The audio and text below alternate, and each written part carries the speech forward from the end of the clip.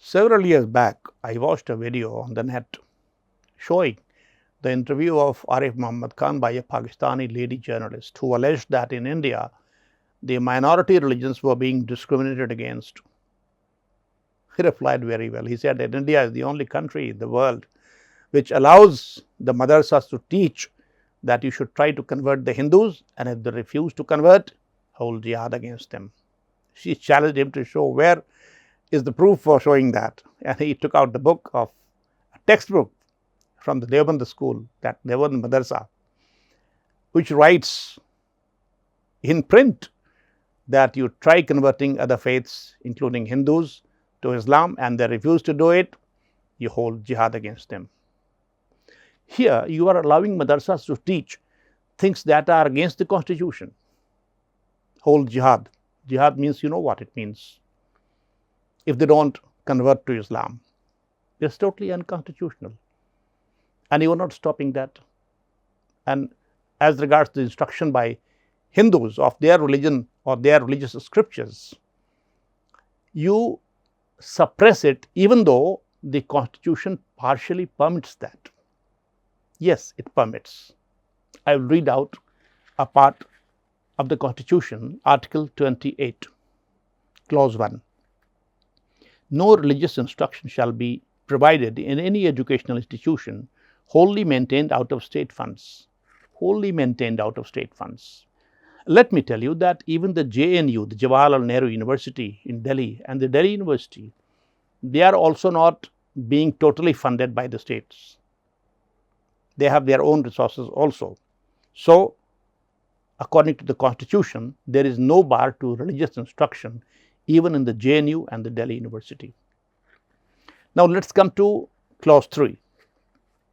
No person attending any educational institution recognized by the state, like the schools affiliated to the CBSE or other boards, or even the state boards, or receiving aid out of state funds, shall be required to take part in any religious instruction that may be imparted in such institutions, or to attend any religious worship that may be conducted in such institution or in any premises attached thereto, unless, and that's important, unless such person, or if such person is a minor, his guardian has given his consent thereto.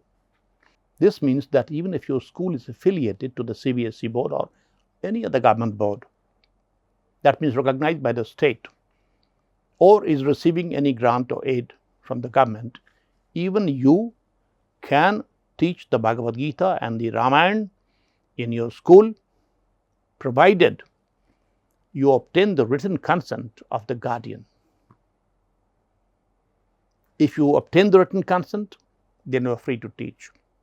Now, this can be done in two ways. The first way is that you, at the time of admission, in the admission form itself, you declare that you are going to teach the Bhagavad Gita and Ramayana or the Upanishads or the Vedas in your school. If you agree, then only get your child admitted to it. I assure you, if your school is a good one, even the Muslims and the Christians would sign the form and agree to it. And if you have not obtained the consent at the time of admission, even then you can subsequently obtain the consent.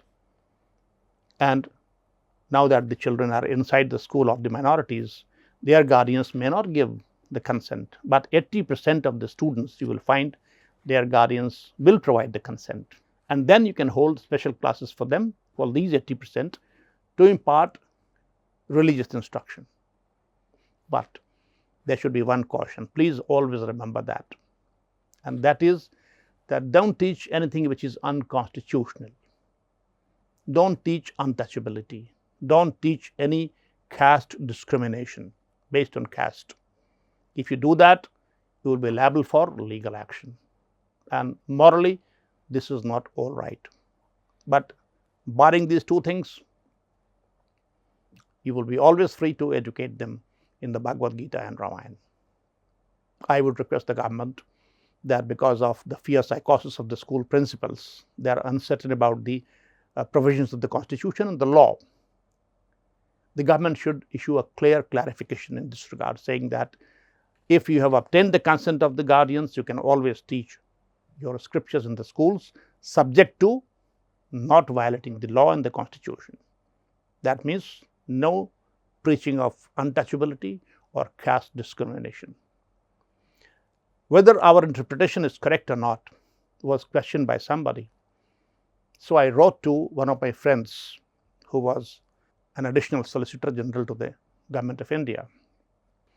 I told him to find out if this interpretation was correct of Article 28 and other articles of the Constitution, and he replied, I have got the email from him that this is the correct interpretation. There is no bar to religious instruction if you follow the conditions. So come out of fear psychosis, Hindus, Hindu principles, Hindu institutions, general institutions.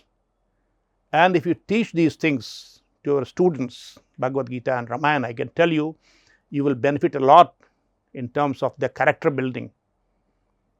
The Christian university, Catholic university in the USA, Seton Hall University, studied all the scriptures to improve the moral character of their students, overall development. And they found that the Bhagavad Gita was the most acceptable one, and they are teaching the Bhagavad Gita. It is in the core curriculum of that university, Catholic university, remember that. So why to be afraid of doing that? Now, come out of the fear psychosis and start doing it. Hari Sharanam. Hari Sharanam.